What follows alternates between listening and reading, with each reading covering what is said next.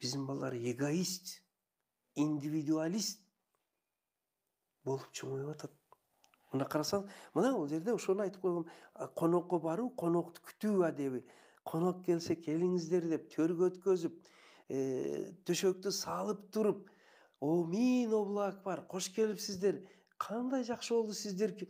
Буюру жок. Мына азыр баары нерсе бар, байлык бар, особняк бар, үй бар, машина бар, 3-4 тил бар, англис тили, башка чет тилдер, информатика бардыгы бар. Бир нерсе жок, человечность жок.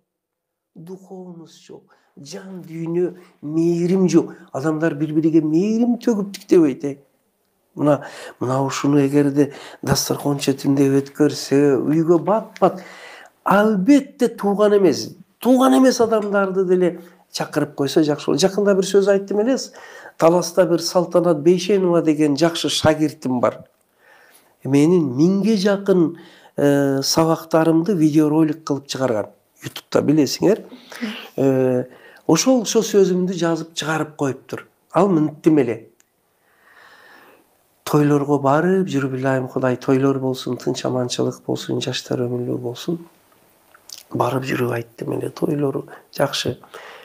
Ошентсе деле бир мындай карып, жүдөгөн, ач калган, бир тоюп тамак жебеген, бир муктаж адамга бир чыны чай, бир чыны тамак берген 1000 адамды зыяпат кылгандан артык деп айттым эле.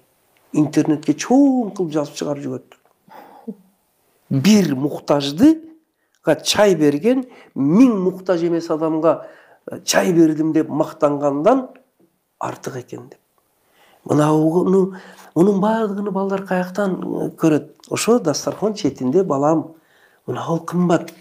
Кегиле биздин үйдө ушул салт болсун. Ар жумада бир жолу жөн эле бир эң жакшы иштеген, эң жакшы токуган, эң жакшы санжыр айткан, эң жакшы таксыр, эң жакшы студент бирөөдү чакырып туруп, тамагыбызда конок кылып, ошону менен сухбат кылайлы. Дагы бир темасы бар. Үй бүлө мүчөлөрү, бир туугандардын мураса мамилеси жөнүндө.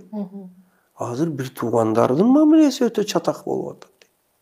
Ага эни чыгышпайт, эже сиңди талашпай атат, чоңойгондон кийин мураскерлик деген бул дагы чоң маселе болуп атат.